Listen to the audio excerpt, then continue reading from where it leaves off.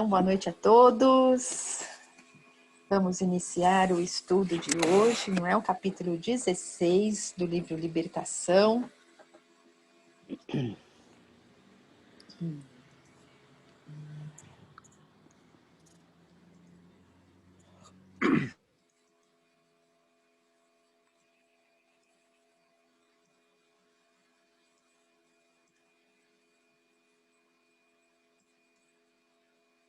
Vamos lá, esse capítulo, então, que traz para nós a lição sobre a mediunidade. Então, na verdade, ele vai abordar a médium Isaura, não é? Com as consequências, o que acontece com a Isaura durante o sono por conta dos ciúmes doentio dela. Então, nesse capítulo, não é? Aí a gente vai ver que a Isaura, então, embora dotada de acentuada capacidade mediúnica, com boa vontade para o trabalho no bem, ainda ela era muito presa, né, às paixões terrenas, o que fazia ela sentir um ciúmes doentio do seu marido. E com todo esse sentimento, então, pouco elevado, esse ciúme injustificado, né, a fazia frequentar, por conta, né, da faixa vibratória que ela se encontrava, um local também menos elevado, que com companhias espirituais também não benéficas, que impregnava a Isaura de energias deletéricas, não é? E esses espíritos, então, pouco esclarecidos, atrasados, né, na sua evolução, eles queriam desvirtuá-la, tirá-la do caminho do bem. Então, esse capítulo, né, resumidamente, o tema central dele é esse.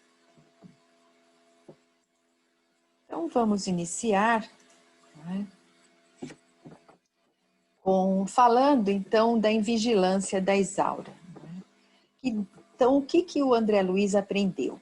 Que durante as reuniões mediúnicas, como que a Isaura se apresentava? Ela mostrava radiações brilhantes em derredor do cérebro, oferecendo simpático ambiente pessoal. Entretanto, encerrada que foi a sessão, cercou-se de emissões de substância fluídico cinzento escura, qual se houvesse repentinamente apagado em torno dela alguma lâmpada invisível. Então, quando nós estamos exercendo a mediunidade, a epífise, né, a glândula pineal, ela irradia o seu brilho, ela é ativada pelos benfeitores espirituais, que através dela vão ativar o sistema nervoso, né, nervoso central, e realizar todas as conexões para que ocorra a comunicação mediúnica. Então, o que acontece com o nosso cérebro, a caixa cerebral, ela irradia, então, desde aqui, né, desse centro de comunicação, vai irradiando essa luminosidade que se apresenta todo ao redor do cérebro. E essa era a condição que o próprio plano espiritual estava oferecendo para ela. A partir do momento onde ela se desconecta dessa energia, ela vai retornar ao estado dela. Então, como é que ela estava espiritualmente? Toda envolta, não é, nessa cúpula acinzentada. Bem, durante então isso acontece durante todo a assistência espiritual. Ai, desculpa, gente. Durante toda a assistência espiritual. Ai, que coisa horrível. Durante toda a assistência espiritual, o que acontece com os benfeitores? Não é? Eles vão cuidar da higienização do ambiente, vão envolver a casa, não é? Numa cúpula de proteção, como se fizesse um cinturão realmente protetor, que vai impedir a aproximação de espíritos de baixa vibração, evitando, né, que aqueles espíritos que não querem que aquela reunião aconteça, que não querem harmonia, ou seja, vai afastar. Então, quando a gente faz a preparação do ambiente, a gente se liga com as equipes da limpeza e da proteção. A da limpeza vai fazer o quê? Essa equipe vai higienizar o ambiente, vai retirar as energias negativas trazidas pelas próprias pessoas, vai isolar aquele ambiente, então deixando aquelas energias favoráveis para a reunião mediúnica. Enquanto que uma equipe de proteção vai envolver fluidicamente, magneticamente aquela casa, formando aquele cinturão, aquela cúpula de luz, né? São as cortinas luminosas, eletromagnéticas que são colocadas ao redor, recobrindo parede, teto, piso, para que aquele ambiente fique protegido, para que nada de fora que possa perturbar o ambiente entre. Então fica realmente aquela cúpula de proteção.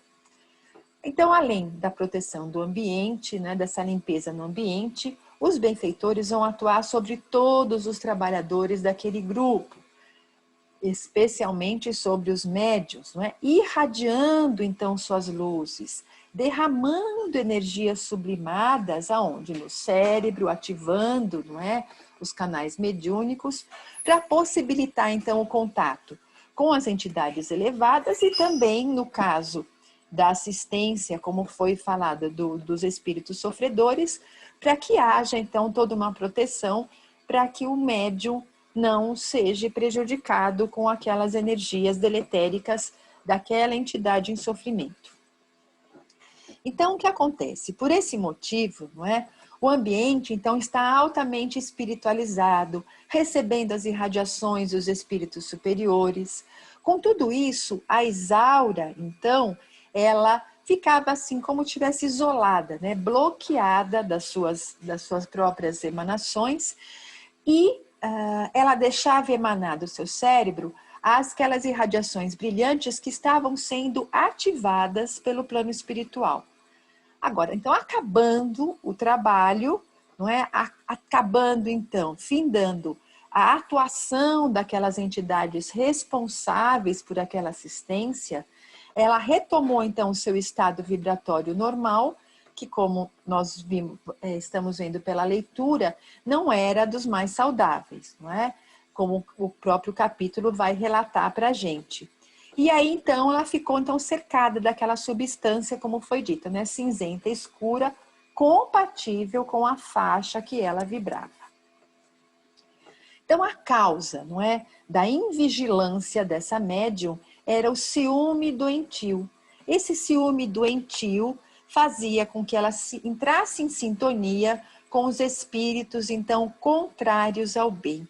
Então, a gente está vendo, não é, no caso, que o ciúme é uma algema, né, que causa sofrimento na gente, mas também provoca a nossa ligação com espíritos que estão na mesma faixa, que podem ser também dos ciúmes, ou aqueles que aproveitaram da fragilidade, do ponto fraco nela, para atuar impedindo que ela se desenvolvesse, que ela melhorasse e que também contribuísse com aquela assistência.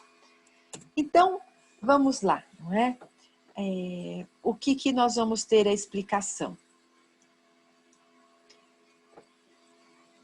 A Isaura, por conta dos seus próprios sentimentos, ela encontrava-se então debaixo de verdadeira tempestade de fluidos malignos. Então a gente vê, nós somos responsáveis pelo nosso próprio sofrimento. Todas as nossas emoções, os nossos sentimentos, não é, contrários às leis divinas, contrários ao equilíbrio, vão prejudicar não só aquele para quem a gente está emitindo, não é, aquelas vibrações, mas principalmente a gente. Ele vai falar mais na frente, até no próximo capítulo, da cólera. Né? Então, a cólera, o ciúme, são vibrações tóxicas que ficam impregnadas não só no nosso corpo físico, mas também no nosso perispírito, nos gerando um desequilíbrio muito grande para a gente. Então, continuando, não é? Então, esses fluidos emanados pela próprios ciúmes dela fazia com que ela, o quê? Se ligasse com aqueles espíritos na mesma faixa que também a envolviam nas suas vibrações tóxicas. Então, vamos à explicação. Encontrava-se debaixo de verdadeira tempestade de fluidos malignos que lhe vão sendo desfechados por entidades menos esclarecidas, com as quais se sintonizou inadvertidamente pelos fios negros do ciúme. Enquanto se acha sob nossa influência direta, mormente nos trabalhos espirituais de ordem coletiva, em que age como válvula captadora das forças gerais dos assistentes, a médium desfruta bom ânimo e alegria, porque o médium é sempre uma fonte que dá e recebe, quando em função entre os dois planos. Terminada, contudo, a tarefa, Isaura volta às tristes condições a se relegou. Então, como nós somos amparados, fortalecidos, quando estamos numa reunião mediúnica, né? Claro, quanto mais condição a gente oferece, menos trabalho nós vamos dar para o plano espiritual, que nesse caso, estava tendo bastante trabalho para isolar esses fluidos negativos dela. Mas olha como nós somos beneficiados. Então ela recebia aquela chuva de bênçãos, de energias fortalecedoras, que davam condição para ela depois, o quê? Lutar contra esses ciúmes dela. Mas, ou seja, pela própria vontade dela, pelo orgulho, ela não se permitia, ela não queria melhorar. Então é uma reflexão para a gente, não é? Por que a gente fica tão bem no trabalho? Porque estamos envoltos nessas vibrações. Se ao sair a gente não está bem, é para a gente pensar, vamos refletir que nós então precisamos avaliar como estão os nossos pensamentos, os nossos sentimentos, buscar realmente no fundo da nossa alma aquela vontade de mudar, que a gente através da oração peça a Deus que nos fortaleça, que nos dê o discernimento para a gente conseguir compreender as situações que a gente precisa entender, que a gente precisa mudar para o nosso próprio bem. Não é? A Isaura, não é, como foi explicado ali pelo benfeitor, ela era uma cooperadora valiosa, era uma médium com muitas capacidades. Porém, como ela estava vinculada a seu ciúmes possessivo, ela permitia a aproximação desses irmãozinhos. Então, os ciúmes era o quê? Era a porta de entrada, era a brecha que ela dava para a aproximação, não é, daqueles espíritos infelizes. E os ciúmes, como essa brecha, fazia com que despertasse nela também o quê? Outras emoções. A cólera, por exemplo. Porque ela ficava com raiva do marido ser gentil, com raiva de toda aquela situação, com raiva dela não estar sendo entendida, não é? E essas vibrações, então, tanto dos ciúmes como da cólera, além de proporcionar ela assimilar esses fluidos negativos desses espíritos que estavam a rodeando, essas vibrações dela mesmo, né, eram muito violentas e causavam um impacto negativo no seu perispírito. Bem, claro, não é? Vibrações violentas que geram um impacto no perispírito causam o que na gente? O desequilíbrio. Então, não é? Esse desequilíbrio se revelava através dela como? Emocionalmente, aquela flagelação interior que ela tanto recebia daqueles espíritos que estavam a rodeando, quanto dela mesma, porque ela se torturava com aqueles ciúmes. Aquela ideia de ela ver aquele marido dela sendo gentil e para ela alimentando aqueles sentimentos, aqueles pensamentos de que ele poderia ser infiel, de que ela era uma infeliz, de que ela era uma coitada, gera realmente um transtorno emocional muito grande. Um desequilíbrio tamanho que pode, inclusive, afetar a saúde dela. Não é?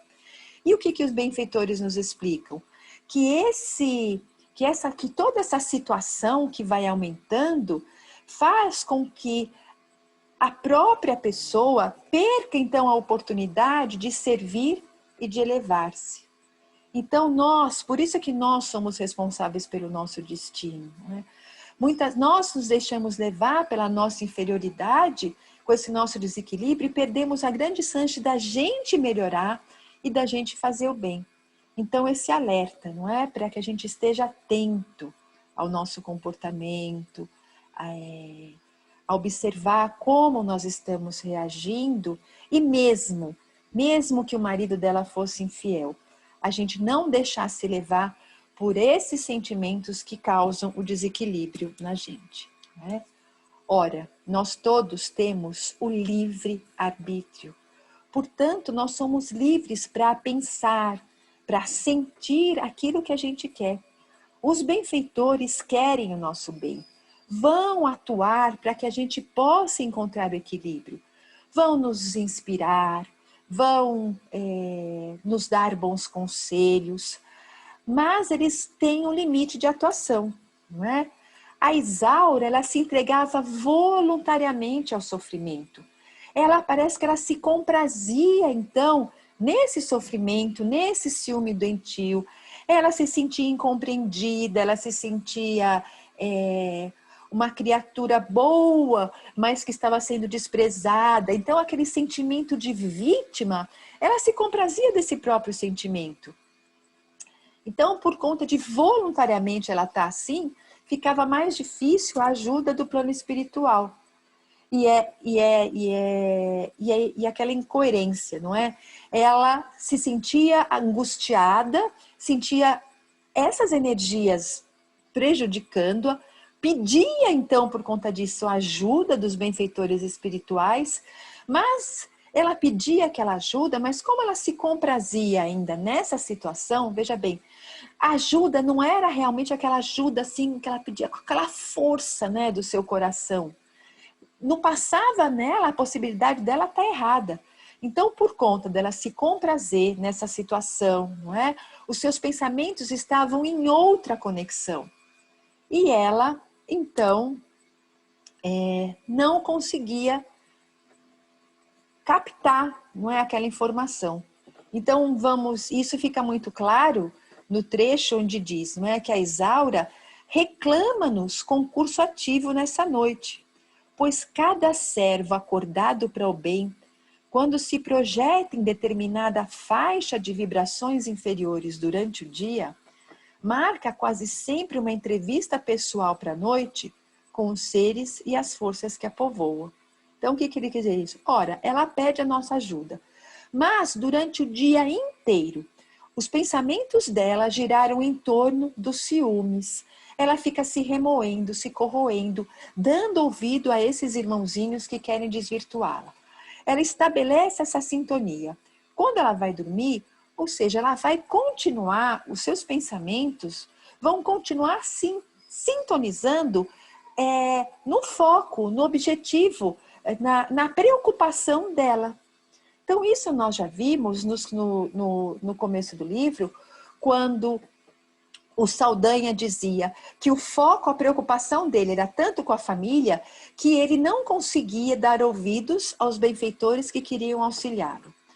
A mulher dele e a nora, também, a preocupação dela era só o filho, que quando elas desencarnaram, elas não conseguiam ver e ouvir mais nada, a não ser ficar imantadas no Jorge.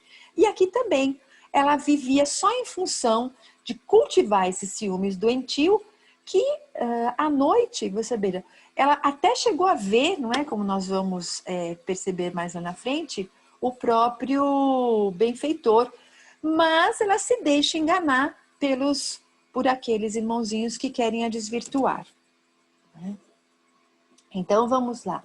Então, vamos comentar um pouquinho mais sobre isso, né? Pois cada servo acordado para o bem, quando se projeta em determinada faixa de vibrações inferiores durante o dia, marca quase sempre uma entrevista pessoal para a noite com os seres e as forças que a povoam.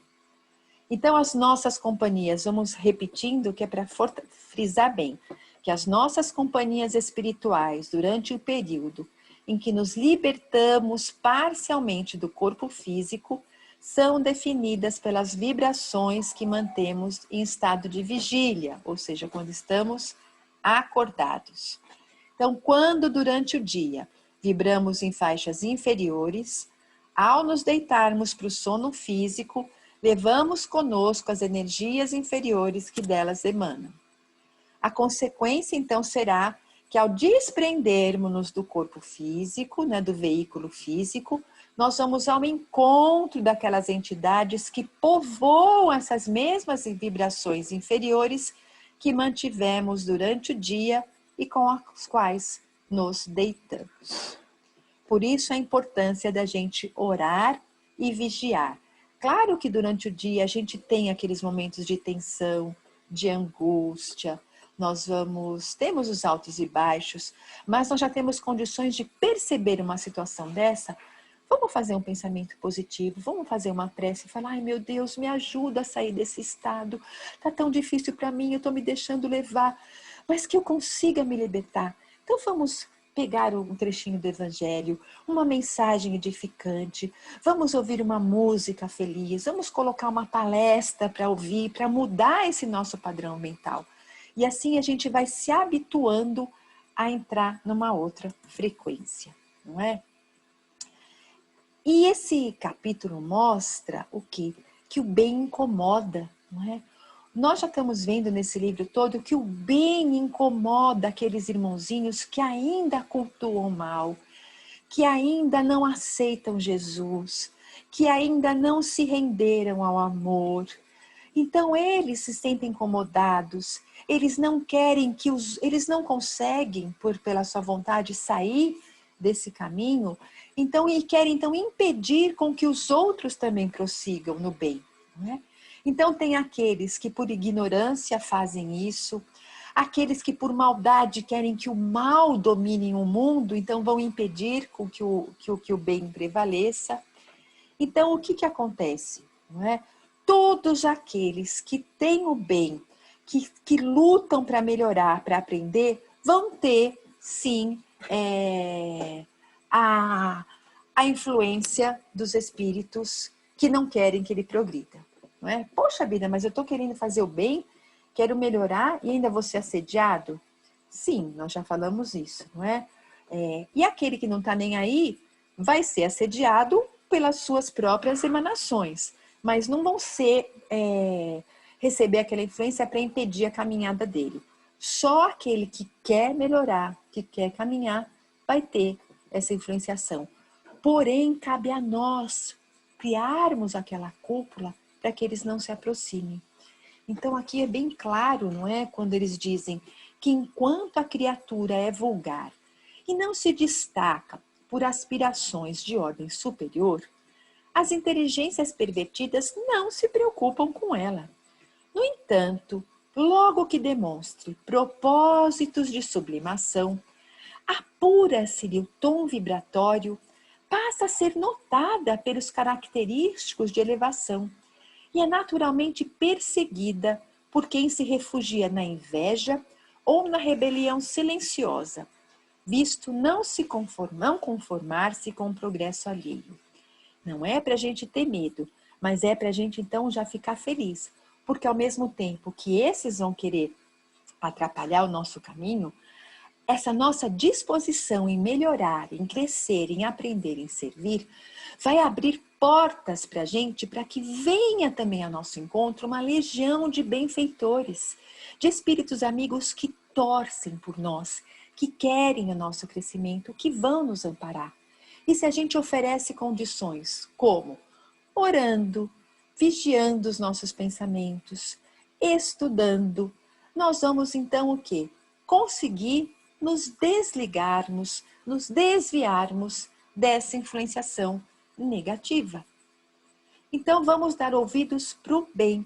E no momento onde a gente sentir que a nossa fragilidade dá aquela escorregadinha, a gente vai já saber, opa, vou fazer uma oração, porque eu sei que isso não é só meu. Ora, e isso acontece no começo. Quando nós nos propusemos a frequentar um curso, o que vai acontecer com a gente? A Cristina já falou em outras ocasiões. Parece que sempre vai haver um empecilho, alguém que vai chegar na minha casa, é alguém que vai telefonar, é no trabalho que vão pedir para eu fazer alguma coisa para sair mais tarde. E claro, vão ter situações que a gente não vai conseguir contornar, mas de tanto a gente se empenhar, e eu vou vencer esse obstáculo, vai chegar uma hora que vai falar assim, não adianta mais, ela vai perseverar, então larga de lado. Tanto assim com nossos próprios encontros aqui virtuais.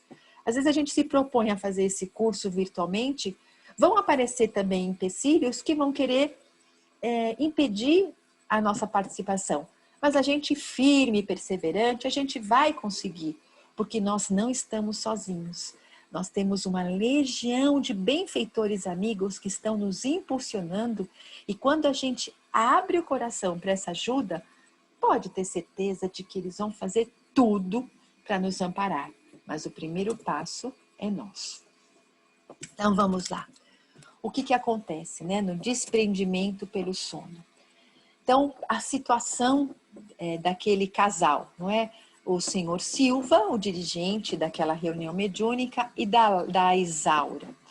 Bom, o lar deles contava com o amparo daquelas equipes de proteção que impediam o acesso dos espíritos perturbadores e criminosos. Então, isso acontecia não só durante a reunião mediúnica, como depois. Por quê?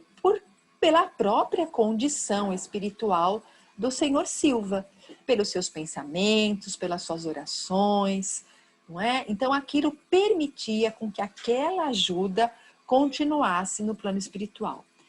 Porém, então, o seu lar não era, aquelas entidades, né, ligadas à Isaura não tinham acesso ao seu lar. Mas aí o que acontecia quando eles se desprendiam, então, durante o sono? A Isaura e o seu Silva. A Isaura, quando ela se desprendia, mostrava então o perispírito dela obscuro. Já tínhamos visto até que o cérebro dela não estava envolto naquela substância cinzenta. Então, todo o perispírito dela apresentava-se daquela maneira. E isso por conta, então, da ideia fixa dela nos ciúmes, né? E ela, então, ia buscar a companhia daqueles que estavam em sintonia com ela, que ela acreditava que entendiam ela, que davam apoio, que acolhiam, que falavam para ela, realmente você é uma coitadinha, meu Deus, ninguém te entende, olha o que o seu marido faz com você. Ou seja, aquilo que o orgulho, que ela queria ouvir, ela ia em busca disso. Né? Já o Silva, ele alimentava o desejo de ser útil.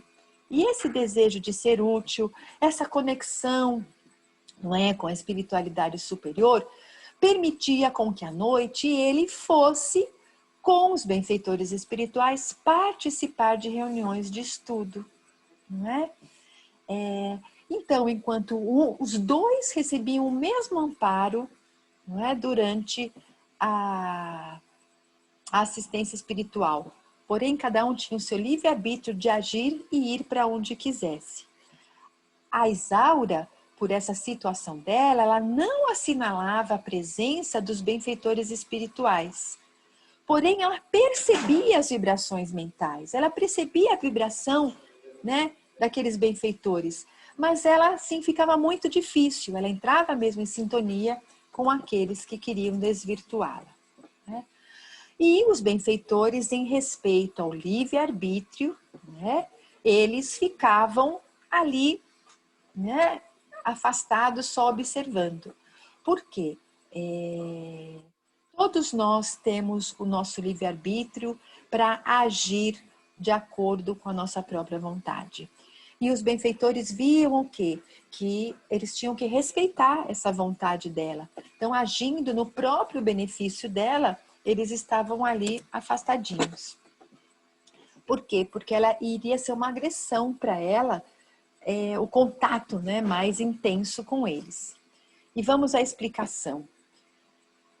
O benfeitor explicou-me que poderia constrangê-la a ouvir-nos. Ou seja, ele poderia lá, não é, se apresentar e falar assim, escuta aqui, Isaura, olha lá o que você está fazendo, né, da sua vida. Então, obrigando-a, né, a submeter-se sem reservas à influência deles. No entanto, semelhante atitude de nosso lado implicaria a supressão indébita das possibilidades educativas. Então, Deus, quando respeita o nosso livre-arbítrio, permite o nosso sofrimento, é para que a gente aprenda a pensar, a crescer, a discernir, a agir, não é? Isaura, no fundo, era a senhora do próprio destino. E na experiência íntima, dispunha do direito de errar para melhor aprender. Aprender o quê? O mais acertado caminho de defesa da própria felicidade. Ali estava a fim de ajudá-la quanto possível na preservação das forças físicas, mas não para algemá-la atitudes com que ainda não pudesse concordar espontaneamente, nem mesmo em nome do bem que não reclama escravos em sua ação, e sim servidores livres, contentes e otimistas. Gente, esse trecho é uma chapuletada para a gente, né? Porque a gente não consegue, às vezes, nem dar conta direito das nossas emoções, dos nossos pensamentos, e a gente sofre barbaridade quando a gente vê um ente querido nosso agindo mal, pensando ou fazendo aquilo que eles não deveriam pensar ou fazer. E a gente sofre, e a gente quer falar, a gente quer conversar, a gente briga às vezes, né? Querendo enfiar na cabeça da pessoa que ela não está no caminho certo. Então a gente vê ainda quanto a gente precisa aprender. O que o benfeitor faz?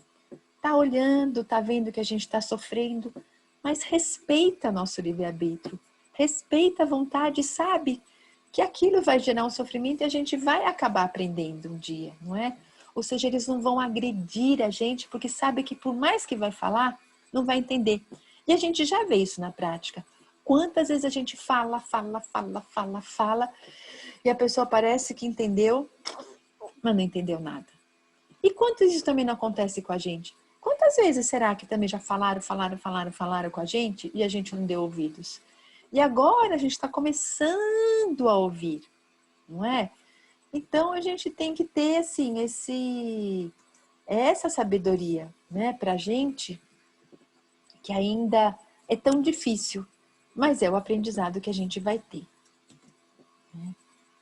Então, vamos continuar falando mais disso. Né?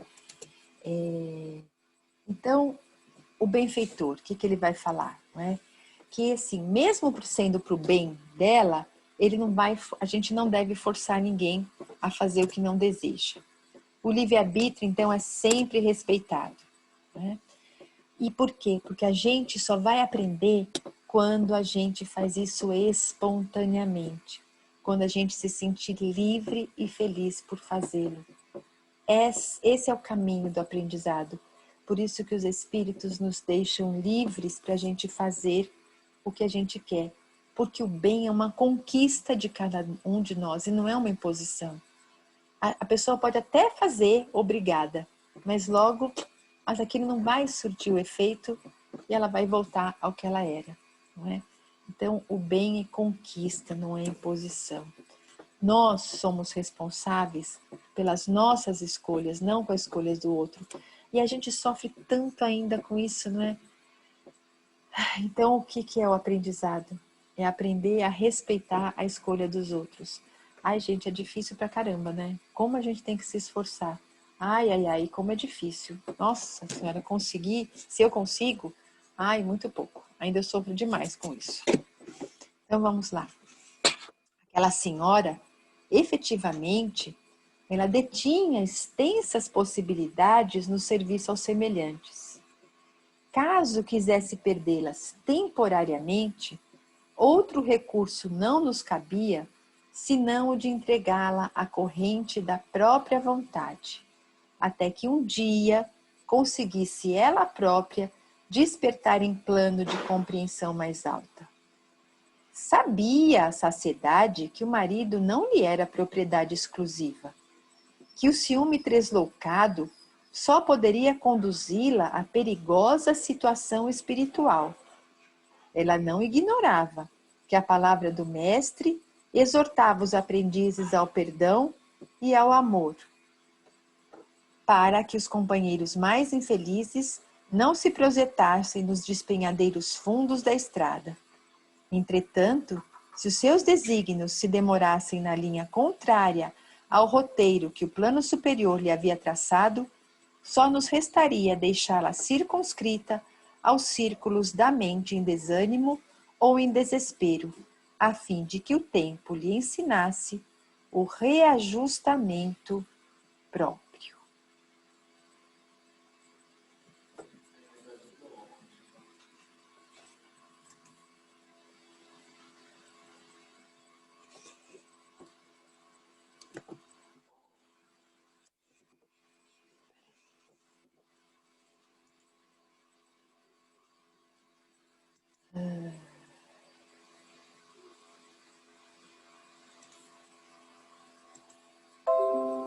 Só um minutinho.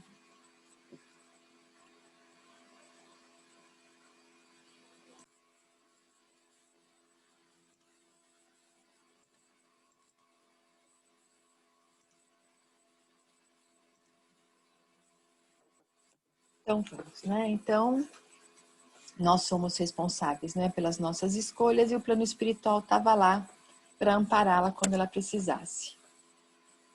Bem, nós temos então, gente, o autoconhecimento e a autoiluminação como instrumentos para a gente não cair em tentação.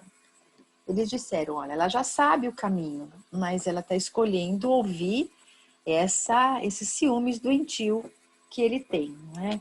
Então, Jesus, ele faz para a gente sempre o convite ao amor e ao perdão, né? A Isaura, pelo livre-arbítrio dela, ela estava permanecendo naquela situação contrária aos desígnios de Deus. Portanto, a tempo e a dor iam agir para ela, como age para todos nós, para ensinar e para a gente se reajustar, né? A educação, então, não vem por imposição, como eles disseram no livro. Cada espírito deverá a si mesmo a ascensão sublime ou a queda deplorável. Então, essa frase, não é que ele fala, ora, então não é imposição, a gente é que vai buscar isso, por isso é uma conquista muito maravilhosa do espírito. Isso significa que é o reconhecimento do livre-arbítrio.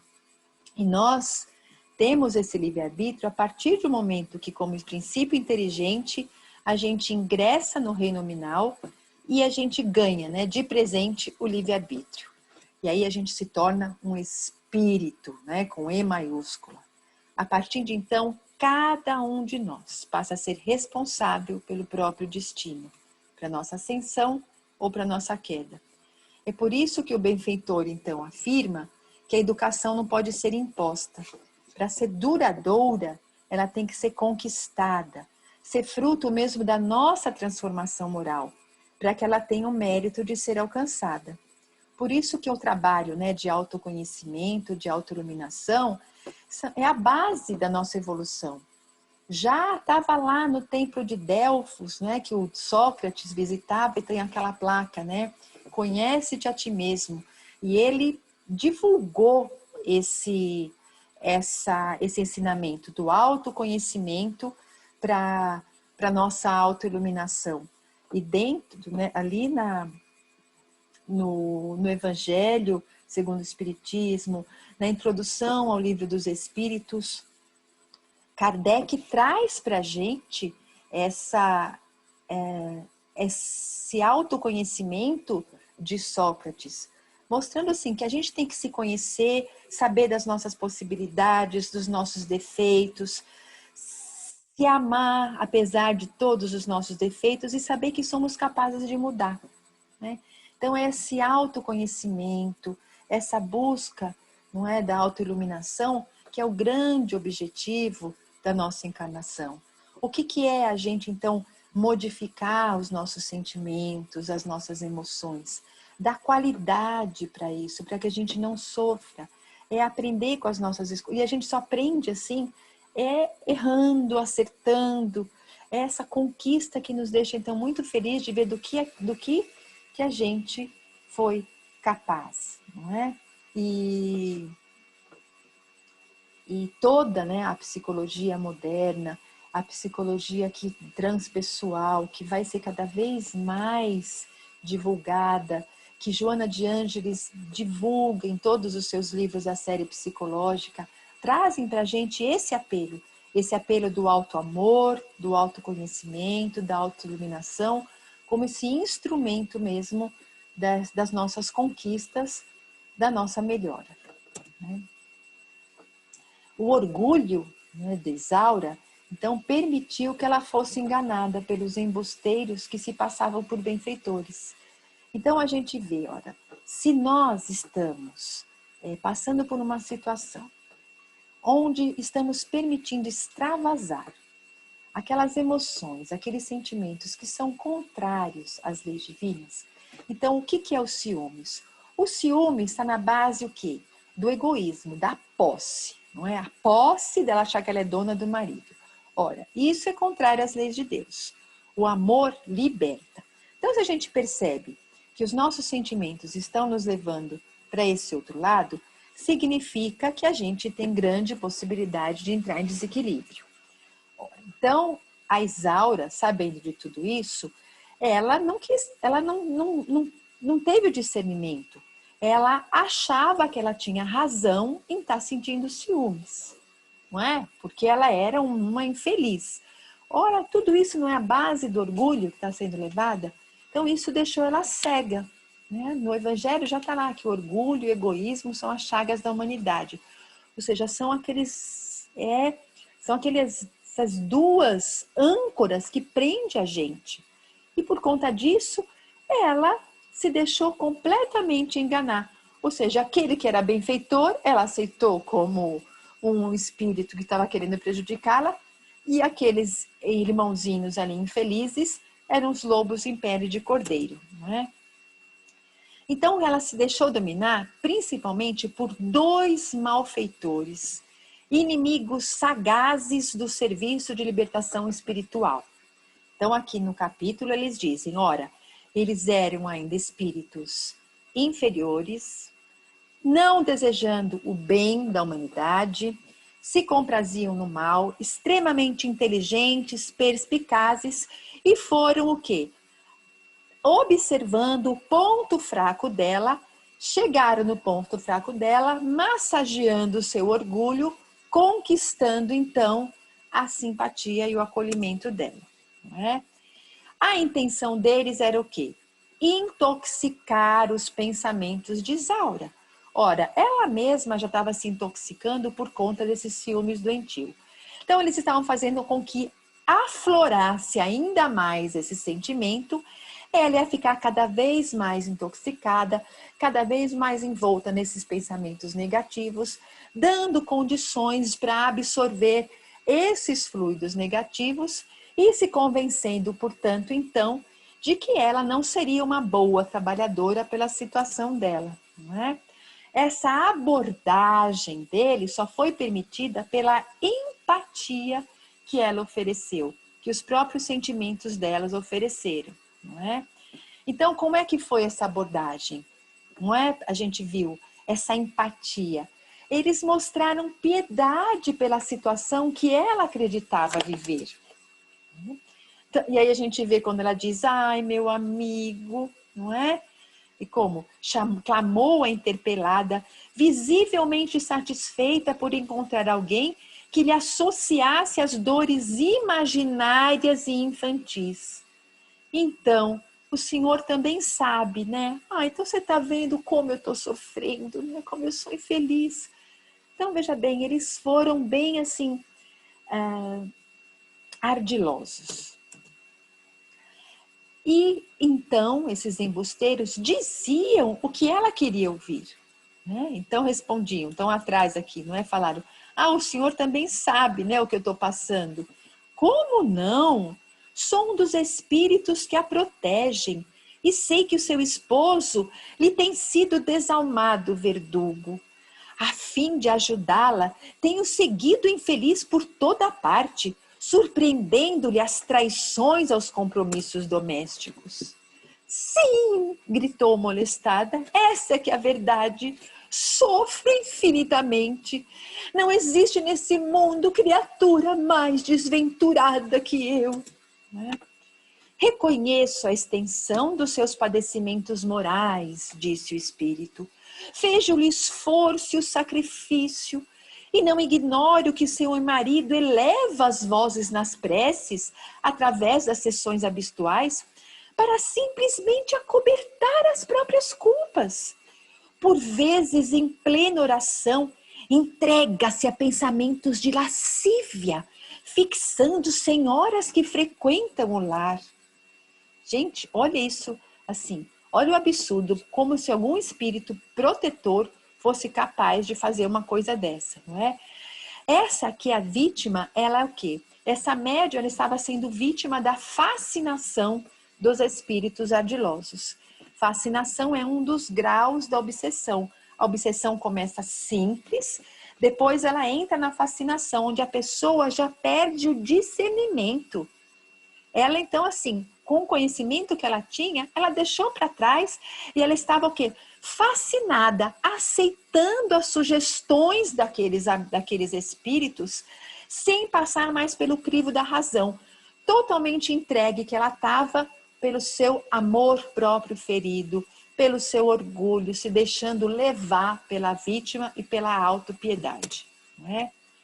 Então, essa médium, não é, imprevidente, ela se sentia a mulher mais sofredora do mundo. Se sentia enganada, desprezada, rodeada de gente desonesta, que aquelas pessoas que estavam ali nas sessões também não estavam ali com o objetivo de ajudar, estavam de olho no marido dela, então dando vazão ao seu orgulho ferido, né? Então, se ela tivesse discernimento, ela perceber que os benfeitores jamais falariam daquele modo, né? Antes de tudo, os agentes da desarmonia perturbaram-lhe os sentimentos de mulher, para em seguida lhe aniquilarem as possibilidades de missionária. O ciúme e o egoísmo constituem portas fáceis de acesso à obsessão arrasadora do bem. Pelo exclusivismo afetivo, a médium nessa conversação já se ligou mentalmente aos ardilosos adversários de seus compromissos sublimes. Então, para a gente pensar bastante, não é, nesse ensinamento. Os espíritos vinculados ao mal não medem esforços para destruir o trabalho do bem. O interlocutor, na intenção de destruir a célula iluminativa, que funcionava com imenso proveito no santuário doméstico da jovem senhora, assediada agora por seus argumentos adocicados e venenosos. Então, instigou ainda mais os ciúmes, não é? Para que ela, então, impedisse que aquelas reuniões acontecessem na casa dela. Se colocou na posição de benfeitores preocupados com seu sofrimento. Protetores verdadeiros são os que conhecem os padecimentos ocultos. Vão nos alertar e jamais passar a mão na nossa cabeça quando a gente está fazendo alguma coisa errada. E aí o que eles fizeram? Instigaram os ciúmes, mostraram-se indignados com o que ela passava, inflaram o seu ego, né? E ainda por conta disso orientou Isaura a não permitir mais as sessões, as reuniões espíritas no seu lar. E ainda foram mais a fundo, dizendo que ela também não era uma médium, que ela estava mistificando, que ela não estava suficientemente preparada para esse tipo de trabalho, correndo o risco de ser uma mistificadora na mão desses espíritos embusteiros, né? E olha como eles foram ardilosos. Estudar a grave questão do espiritismo com inteligência e acerto, reconhecerá que as mensagens escritas por seu intermédio e as incorporações de entidades supostamente benfeitoras não passam de pálidas influências de espíritos perturbados e de alta percentagem dos produtos do seu próprio cérebro e de sua sensibilidade agitada pelas exigências descabidas das pessoas que lhe frequentam a casa. Não vê a plena consciência com que se entrega ao imaginado intercâmbio? Não crê em possibilidades que não possui. Trate de preservar a dignidade da sua casa, mesmo porque seu esposo não tem outro objetivo senão o de utilizar-lhe a credulidade excessiva, lançando-a à triste aventura do ridículo. Gente, que situação, não é? Que situação! E André, então, vendo aquilo, fica chocado e pergunta para o Sidônio se eles não iriam defendê-la. Meu Deus, ela estava na mão daqueles embusteiros. Olha todo aquele trabalho do bem, eles distorcendo. E aqui é um alerta para a gente, não é? A gente se considera ainda tão inferior, com tantos defeitos, tão indigno, que a gente mesmo coloca em dúvida a nossa capacidade de ser esse intermediário do bem, não é? Nossa, eu não tenho condição de passar uma boa mensagem, de receber, não é? De dar uma boa orientação. E isso a gente vai abrindo brechas para que esses espíritos se aproximem de nós. Todos nós aqui somos espíritos imperfeitos. Somos espíritos endividados. Mas nós agora temos o quê? A boa vontade.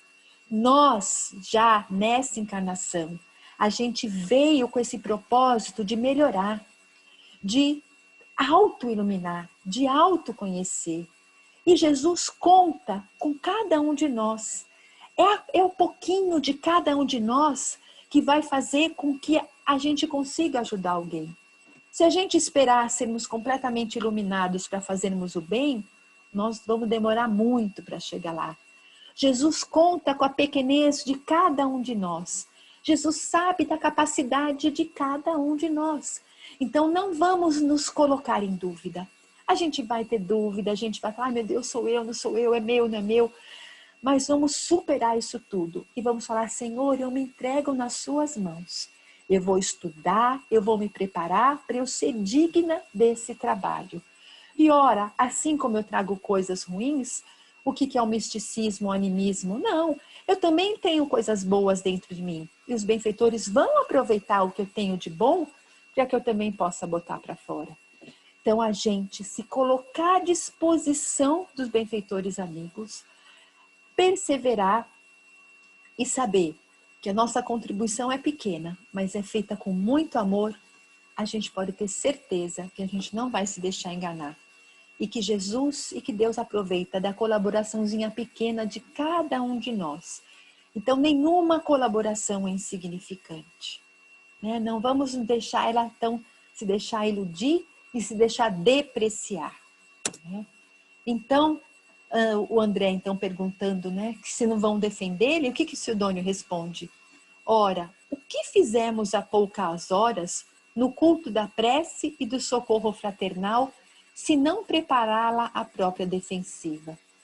Trabalhou mediunicamente conosco, ouviu formosa e comovedora a preleção evangélica contra os perigos do egoísmo enfermiço, colaborou decidida para que o bem se concretizasse, e ela própria emprestou-nos os lábios a fim de ensinarmos princípios de salvação em nome do Cristo, a quem deveria confiar-se. Entretanto, apenas porque o esposo se dispôs à justa gentileza com as damas, que lhe buscaram a companhia esclarecedora e fraterna, obscureceu o pensamento no ciúme destruidor e perdeu o equilíbrio íntimo, entregando-se inerme a entidades que lhe exploram o sentimentalismo. Então, esse é um grande alerta de Sidônio aos médiuns. Quando nós somos portadores de uma comunicação mediúnica, de um benfeitor, nós podemos ter a certeza absoluta que a primeira pessoa que precisa ouvir aquela mensagem somos nós. Vai servir para todos, mas somos nós. Então, se vai falar do egoísmo, se vai falar do orgulho, se vai falar da cólera, do alerta, do discernimento, não é para a gente pensar, olha, todo mundo precisa ouvir. Sim, todo mundo precisa ouvir, mas eu tenho que ouvir. Não é? A mensagem é para nós. O Divaldo Franco conta que numa ocasião ele estava numa situação bastante triste, desoladora, sofrendo demais, não é? E ele, quando a Joana se aproxima, ele fala: poxa, Joana, eu estou aqui sofrendo tanto, né? E você não me dá uma palavra de consolo, de incentivo, de orientação? E ela diz: como não? E quantas mensagens você já psicografou por meu intermédio? Nossa, milhares. E você acha que essas mensagens eram para quem? Então fica esse alerta. Né? O que acontecia? Ela estava sendo um marionete nas mãos daqueles infelizes. Estes companheiros retardados procedem com os médiuns à maneira de ladrões, que depois de saquearem uma casa, acordam o dono, hipnotizam-no e obrigam-no a tomar-lhes o lugar, compelindo a sentir-se na condição de mentiroso e mistificador. Aproximam-se da mente invigilante, dilaceram-lhe a harmonia, furtam-lhe a tranquilidade e depois, com sarcasmo imperceptível e sutil, obrigam-na a acreditar-se fantasiosa e desprezível. Muitos missionários se deixam atropelar pela falsa argumentação que acabamos de ouvir e menosprezam as sublimes oportunidades de estender o bem através de preciosa sementeira que lhes enriqueça o futuro. A mediunidade, que é um instrumento divino para a prática do bem, é também, então, um canal de larga passagem para a obsessão. Todo médium tem uma capacidade de percepção do plano espiritual muito mais ampla, né, que a maioria das pessoas, ficando por essa razão muito mais sensível à sua influenciação. Daí a importância da sua moralização, porque quando invigilante, o médium tem o seu psiquismo enfraquecido, permitindo a aproximação no seu campo mental de entidades perturbadoras que procuram desacreditar as manifestações do plano espiritual, atribuindo-as às expressões de seu próprio pensamento. Fazem o médium acreditar-se um mistificador e com isso ele perde a oportunidade de fazer o bem e elevar-se espiritualmente. Por isso a recomendação de Jesus que a gente sempre fala: orai e vigiai. Bem, e mesmo assim, sempre vai ter o auxílio aos médiuns que se deixam enganar. E como é que vem esse auxílio? Deixar que eles próprios, né, vivenciem as dificuldades como oportunidades benditas de experiência. Tais dificuldades são lições valiosas que o espírito do medianeiro, entre encarnados e desencarnados, deve aproveitar em benditas experiências, e não nos compete subtrair o ensinamento ao aprendiz.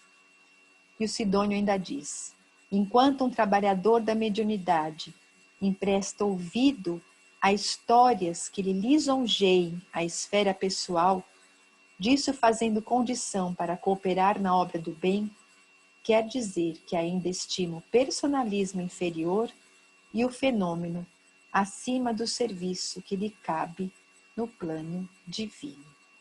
Então, olha, vamos repetir: enquanto um trabalhador empresta ouvido a histórias que lhe lisonjeiem a esfera pessoal, fazendo condição para cooperar na obra do bem, ou seja, fazendo disso, né? Então se eu sou elogiado, é porque eu estou no bom caminho, quer dizer que ele está estimando o personalismo e dando mais atenção aos fenômenos que a colaboração do amor. Então isso ele não vai estar cumprindo com seu papel e vai cair na mão desses embusteiros. Nessa posição, portanto, demorar-se-á longo tempo entre desencarnados ociosos que disputam a mesma presa, anulando valiosa ocasião de elevar-se, porque, depois de certo tempo de auxílio desaproveitado, perde provisoriamente a companhia edificante de irmãos mais evolvidos, que tudo fazem inutilmente pelo reerguer no caminho.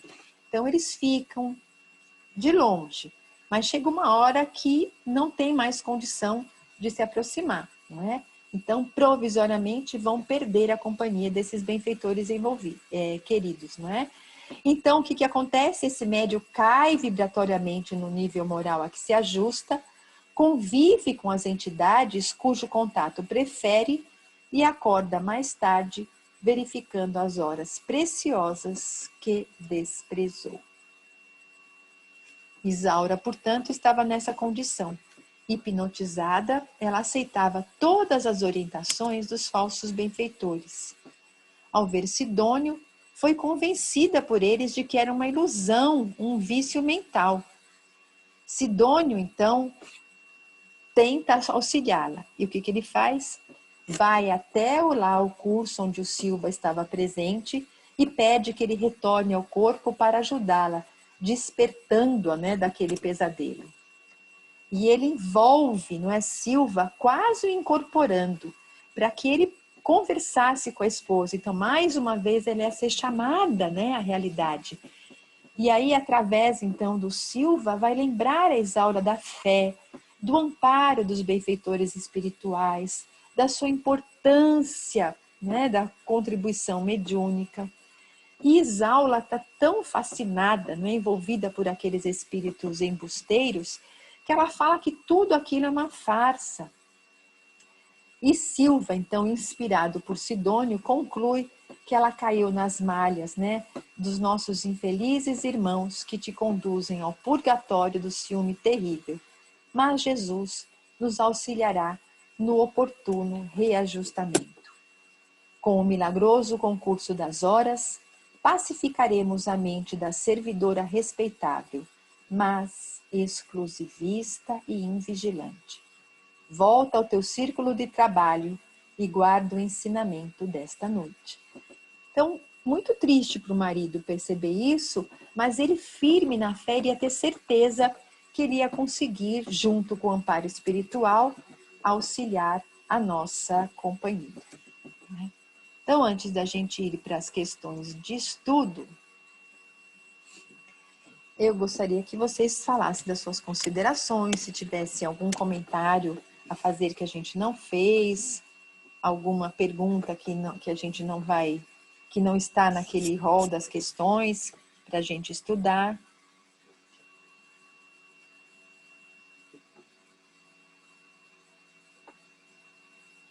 Graça, Cris, Gabriel.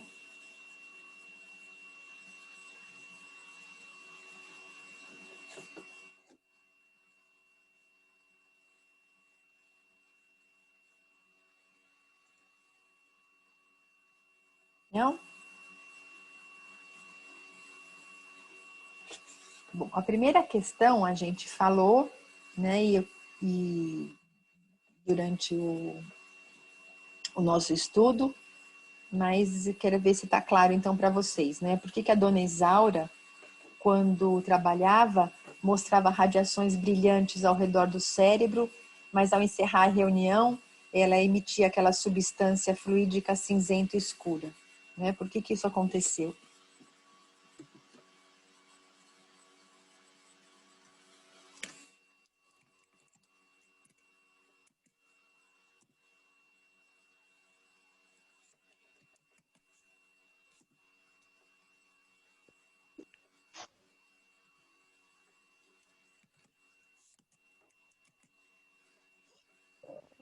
Por conta do ciúme dela. Poderia ter, assim, ser outro sentimento, mas teria o mesmo impacto sobre ela, porque ia ser uma coisa, um sentimento inferior, que ligaria ela aos espíritos também inferiores. A brecha que ela deu. Uhum. Você respondeu até a segunda já, né? É que eu estava prestando atenção lá no micro para poder abrir o microfone. Não, então você respondeu as duas já, não é? Então, e a causa também dela se deixar cair nas vibrações foi os ciúmes doentio, E as radiações brilhantes ao redor dela era por quê? Porque o plano espiritual estava provendo ela tudo daquilo, não é? Mas depois Uhum. ela voltou àquela condição dela de, por conta dos ciúmes, de ficar naquela situação opaca, não é? O benfeitor explica que não seria educativo intervir para que a médium os para que a Isaura, né, os ouvisse e a privaria da livre escolha de seu próprio destino. E dispunha o direito, porque ela, né, dispunha do direito de errar para melhor aprender. Completa dizendo que este é o mais acertado caminho de defesa da própria felicidade. Comente essa importante lição e como podemos aplicar em nossas vidas.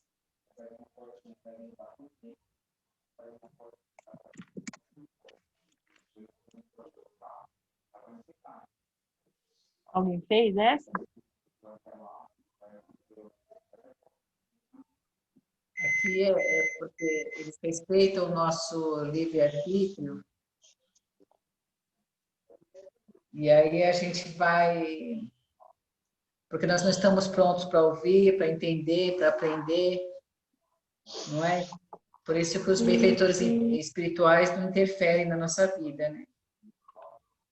E a gente só vai aprender quando a gente estiver pronto, né? Quando a gente tiver em condições mesmo para poder fazer. Nós temos que fazer a nossa parte, não adianta eles fazerem tudo por nós, nós é que temos que fazer a nossa parte, não é? E quando eles fazem, a gente tem uma posição cômoda, né? A gente quer que eles façam pela gente, mas aí como é que a gente vai aprender? Né? Tem Não é muita que questão. aqui eu marquei aqui o que eu achei bonita a frase que você falou. Só vamos aprender quando nos sentirmos felizes e livres para fazer, né? É que o bem é uma conquista. O aprendizado, o respeito, a escolha, não podemos interferir na escolha dos outros, né? Não podemos mudar ninguém. A gente tem tanta dificuldade para mudar a gente e a gente tem a pretensão de querer mudar os outros, né? Ai, como a gente é cabeça dura ainda, não? Meu Deus do céu. A gente perde muito tempo querendo mudar o outro e esquece de fazer a nossa reforma íntima, né? De nos mudar, né? E a gente mudando o nosso exemplo vai servir para o outro. Aí eu acho que a gente está fazendo uma grande coisa já, né? Fazendo a nossa parte, já estamos fazendo muita coisa. É verdade. Temos que aprender mesmo, né? Então, vamos lá, né?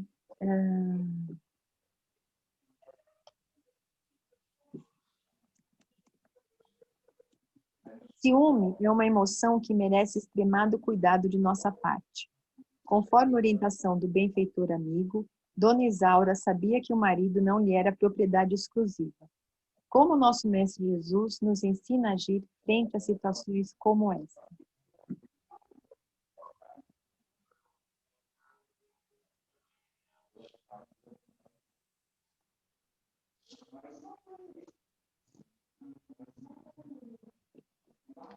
Temos que orar, vigiar e pedir ajuda, para a gente se fortalecer e tentar tirar esse sentimento de dentro da gente. Gabriel, você colocou alguma coisa?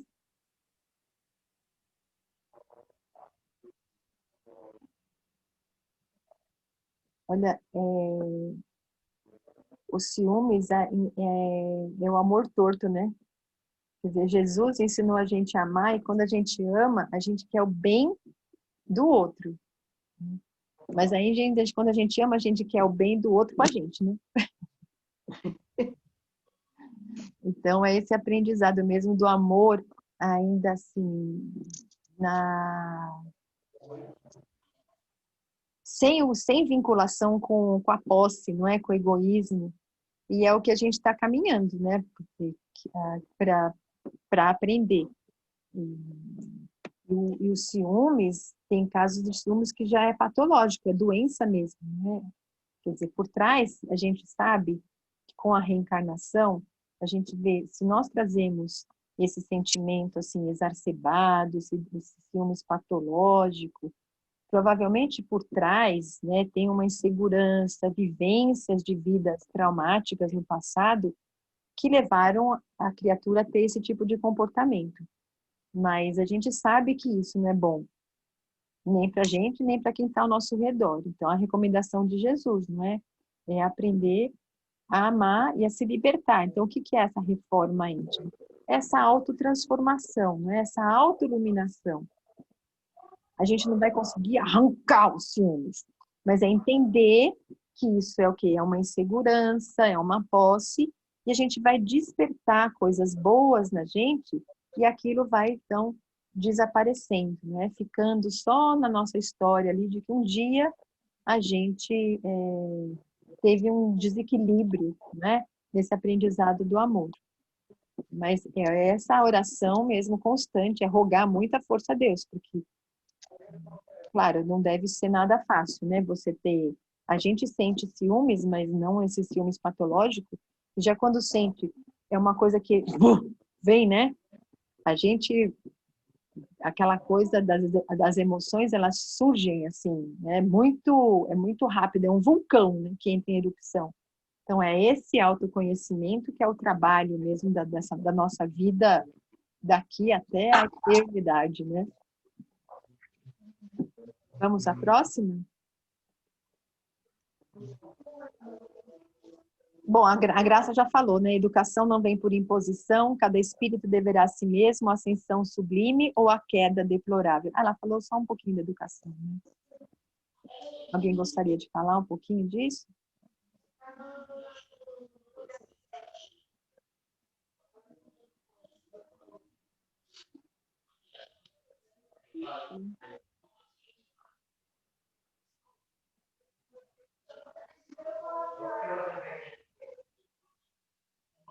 Sobre o papel da educação, o aprendizado de cada um de nós, que não adianta impor, né? Tudo que é imposto a gente bloqueia. Tem que partir da nossa vontade. É essa vontade que vai fazer a gente ter ação e mudar. E a gente viu também, quando eles estavam visitando o abismo, vocês se lembram da parte que eles estavam ali, que nem nos arredores, saindo ali na periferia daquela cidade lá do Gregório, que eles viram aquelas pessoas sofrendo tanto, e que aí eles falaram, ué, elas estão sofrendo por quê? Não é? Porque elas ainda não reconheciam os erros. E vai sofrer, né? E a gente é assim, às vezes, uma vez me contaram assim, né? Tem um cachorro, tá ali. O cachorro pisou num prego. Né? Então, se você pisa num prego ali e você fica, não quer tirar o prego do pé, não quer tirar o prego do pé, você está fazendo o quê com o teu sofrimento? Aumentando, aumentando, aumentando. Mas se você dá a patinha para arrancar aquele prego, você está fazendo alguma coisa para sair o teu sofrimento. Então, assim, a dor ainda é um recurso didático para o nosso aprendizado. Mas como a gente vai lidar com a dor? Né? Lidar com a dor é o sofrimento. O sofrimento depende de cada um de nós. A gente pode sofrer mais ou sofrer menos, de acordo com como a gente vai encarar as coisas. Então, a gente pode, daquela nossa dor, a gente pode ter aquele sofrimentozinho, ou a gente pode fazer aquele sofrimento assim, que é uma coisa absurdamente enorme.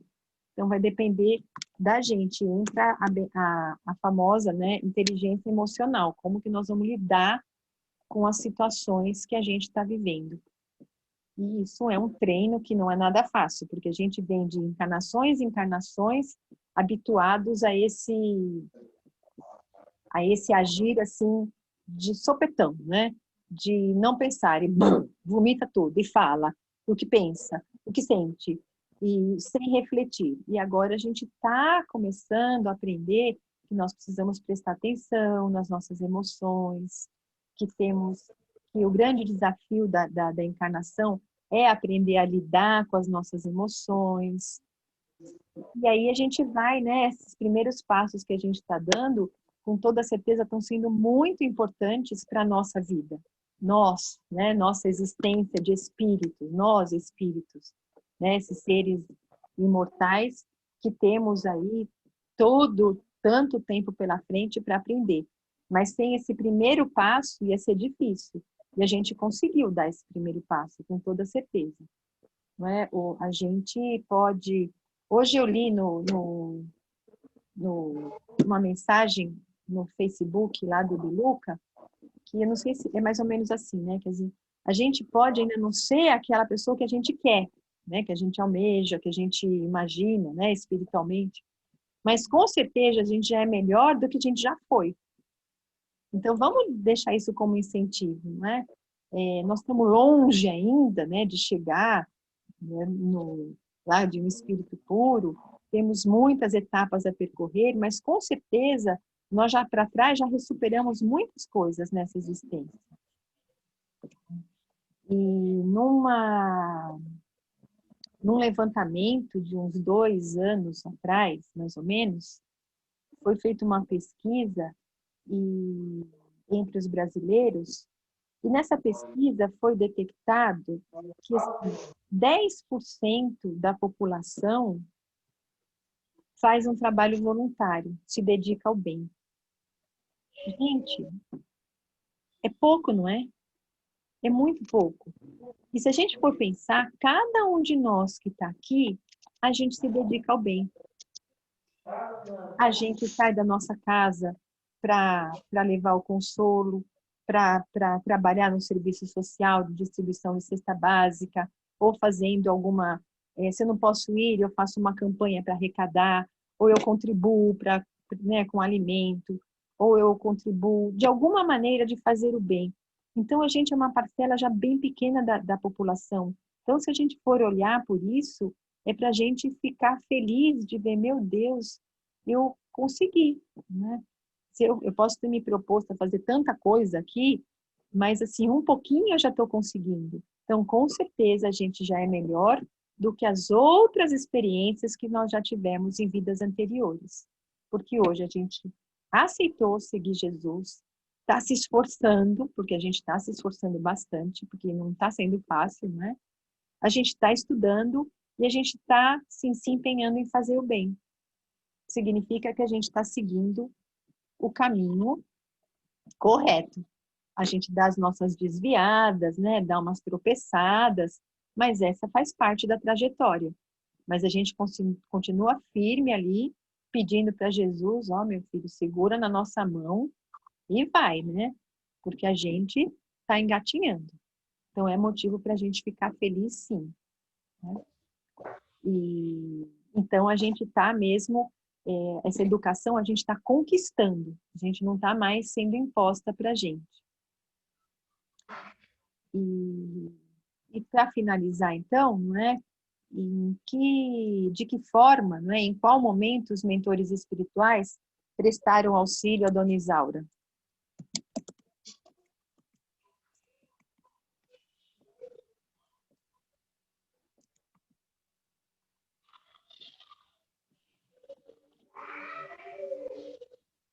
Aqui eles falaram que prestaram auxílio no momento, no trabalho, lá na prece, na palestra, quando ela estava dando uma comunicação, e também quando eles despertaram o marido dela para poder chamar ela, né, na razão, para falar para ela, lembrar ela da fé, que ela estava sendo amparada pelos benfeitores espirituais, para ver que talvez ela ouvindo ele, ela voltasse à realidade, mas mesmo assim foi um pouco difícil, mas era a forma que eles encontraram para auxiliar ela, né? Praticamente o tempo todo, né? Então, Ela estava o tempo todo sendo auxiliada, mas não, ao mesmo tempo ela não recebia porque não queria, né? Que a gente recebe o amparo toda hora, a gente precisa querer esse amparo, né? exatamente. A gente recebe um amparo toda hora e às vezes a gente não enxerga, ou como ela pedia, mas não pedia com aquele coração querendo. Então, esse capítulo, assim, é muito mesmo... É um alerta, né? É um alerta para a gente ver como nós precisamos mesmo não bobear. Né? Porque bobeou, a gente dá escorregadinha, mas eles estão atentos, querem nos ajudar, então vamos fazer a nossa parte. Oração, pedindo, lendo. E o estudo, por que que o estudo é importante? Porque dá para a gente esse conhecimento. Se a gente perceber e achar que está conversando com o espírito começa a passar a mão na nossa cabeça, é verdade, como você é infeliz, como as pessoas fazem mal para você, ah, meu Deus. Pode ser que não é espírito benfeitor, é obsessor que está querendo te derrubar. Porque eles vão passar a mão como? Na nossa cabeça. Nos alertar. Mesmo que fosse verdade, que ela estivesse sendo traída, que o marido dela fosse um safado sem vergonha, eles iam falar o que para ela? Força, minha filha, né? Supera, olha, vigia os seus pensamentos, não se deixa levar pela tristeza, pela mágoa, pelo rancor. Vamos superar. Completamente diferente, né? Os conselhos. Então, a gente tem essa frase aqui desse livro Libertação é uma coisa que a gente tem sempre que levar. O discernimento como espírito trabalhador do bem age com a gente. Não vai passar a mão na nossa cabeça dando aval às besteiras que a gente faz e que a gente pensa, né? E aí a gente lembra daquela passagem famosa do Chico, quando ele está no avião, que ele conta da turbulência. Todo mundo já sabe, mas é que eu acho tão engraçada, engraçada, mas ao mesmo tempo também, eu já devo ter falado milhares de vezes isso, né? Para a gente cair em si, né? Que o Chico estava ali no avião, aquela turbulência toda começou, e quando dá turbulência no avião, é um Deus nos acuda mesmo, né? Porque às vezes começa a abrir aquele compartimento de bagagem, quando é muita turbulência, às vezes até cai a máscara. E o Chico estava lá, né? Começou aquela turbulência e ele conta, né? Valei-me Nossa Senhora, valei-me Nossa Senhora. Aí, na hora que ele começou, todo mundo já estava apavorado, e ele, valei-me Nossa Senhora. E quem conhecia o Chico falando valei-me Nossa Senhora, você imaginou o pânico que aconteceu. Bom, se um homem desse está pedindo socorro, é que nós vamos morrer. E nisso aparece o Emmanuel. E aí o Emmanuel, quando aparece, fala assim, o que é isso, Chico? Né? Ele fala, o que é isso? Você não está vendo, né? O avião está desse jeito, a gente vai morrer aqui. Ele fala assim, bom, mas e se for morrer, morra com dignidade, meu filho. Que é isso? Fica quieto, né? Então, é engraçado, né? E você vê, ué, então, ele poderia ter falado que, oh, meu Deus do céu, é verdade, né? Ai, ai, ai, a situação tá difícil, acho que vai todo mundo morrer, não, não, não, fica calmo, acho que não vão morrer. Não, ele deu um chacoalhão e falou assim, peraí, minha filha, tenha dignidade. E ele não falava disciplina, disciplina, disciplina. Nossa, se levava tanta chapuletada. A Joana dá tanta chapuletada também no Divaldo, não é? Então, isso é para mostrar para a gente que eles querem o quê? O nosso bem, o nosso crescimento. Porque senão a gente se deixa levar pelo nosso ego, o nosso orgulho ferido, a nossa nhenhenhé, a nossa lamentação. E a gente o quê? E é o que a gente quer pela nossa inferioridade, que sempre estejam passando a mão na nossa cabeça. E aí a gente não vai crescer. E esse capítulo aqui é bem isso, né? Passou a mão na cabeça, fica cheio de nhenhenhé, Jesus, reza porque é obsessor. Sai correndo. Então a gente vai guardar, né, essa história aí na nossa memória que vai nos fortalecer bastante. Bem, nós encerramos aqui então o capítulo de hoje, é um capítulo mais curto, não é?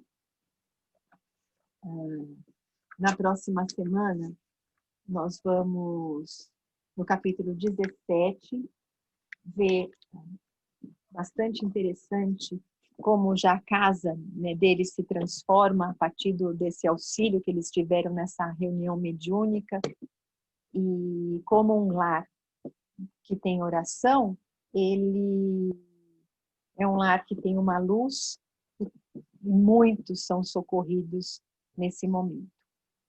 Então, na semana que vem, veremos esses pequenos casos, né, de socorro, a força de vontade do Saldanha em perseverar no bem e o amparo divino que nunca falta para quem sinceramente pede ajuda. Alguém gostaria de fazer as vibrações? O Gabriel só fez assim.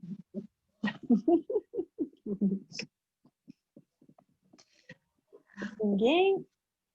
Oh, Senhor, vocês não cansam de ouvir minha voz, não?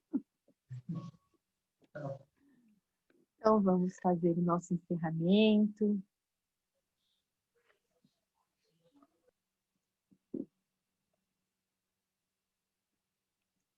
Agradecendo a Deus, o nosso Pai, pela oportunidade do estudo, que nos fortalece dia a dia a tomarmos as decisões mais adequadas. E nós te pedimos, Pai, nos ampare, porque nós vacilamos tanto ainda. Tem horas que a gente se sente tão forte, tão amparado, mas tem momentos que a gente se deixa levar pela angústia, pela incerteza, pela dor. A gente se sente tão incapaz de reagir. Então nos ajuda, Pai, para que nesses momentos a gente se lembre de tudo aquilo que a gente está aprendendo, de que a gente se fortaleça, faça um pensamento positivo, leia uma boa palavra, faça uma oração e recupere essa certeza de que o Senhor não nos desampara, de que existem tantos espíritos amigos ao nosso redor para nos amparar. E ainda agradecemos a esse nosso mentor individual que se dispôs a nos acompanhar, a nos orientar, a nos conduzir no caminho do bem. Nós te agradecemos, Senhor, por tudo que nós recebemos. Que a gente tenha força, bom ânimo de perseverarmos na busca do conhecimento. Que a gente tenha essa força, essa alegria de perceber aquilo que a gente já superou, que a gente já aprendeu, que a gente aprenda a enxergar e a se sentir feliz com as nossas conquistas. E assim que a gente vá se autoeducando, se aprimorando, se desenvolvendo. E nessa noite, Pai, que o nosso coração possa ficar à sua disposição, que possamos fazer o bem através do pensamento, que possamos irradiar as nossas vibrações de amor, o nosso desejo de paz, de saúde, de equilíbrio a todo o nosso planeta, para que todos se beneficiem, Senhor, da força do amor, que nós aprendamos a amar, a respeitar, a viver em comunidade, a fazer o bem. Rogamos para que os depressivos, para que os tristes possam receber a nossa vibração de amor, que seus pensamentos se iluminem, para que eles sintam, Senhor, o seu amparo e encontrem forças para sair dessa faixa de tristeza. Que aqueles, Senhor, que se encontram tão infelizes e desesperados, achando que não há solução para nada e por isso pensam até em tirar suas próprias vidas, que possam receber uma força imensa nesse instante, dando a eles aquela certeza de que o Senhor existe, de que eles são capazes de vencer.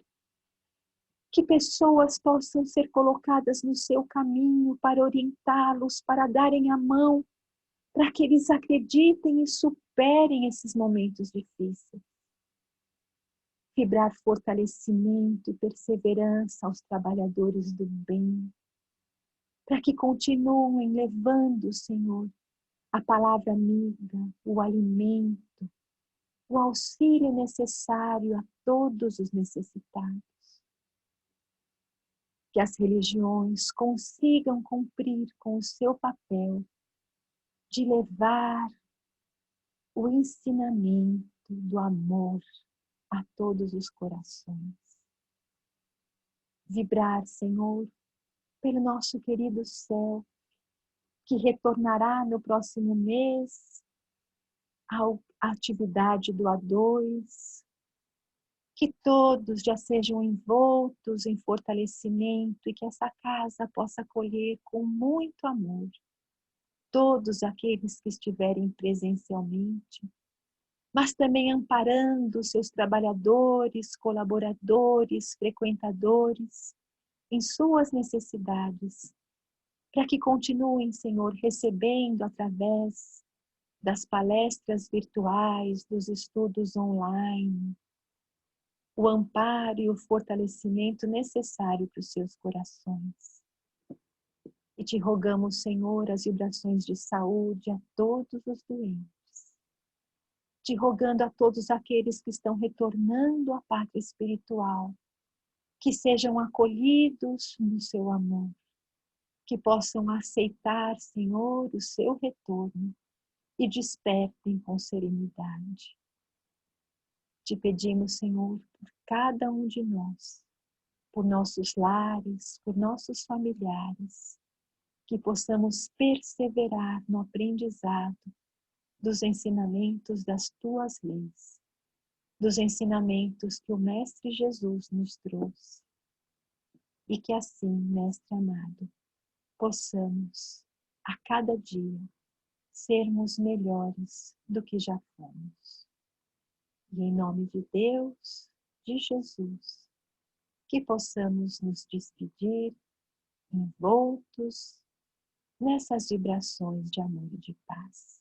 Que assim seja.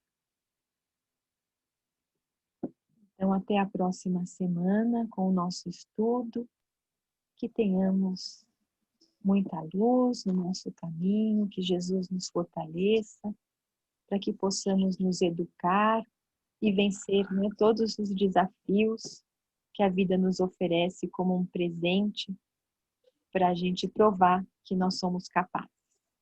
Boa noite a todos, fiquem com Jesus. Tchau, boa noite, gente. Boa noite, boa semana. Boa semana.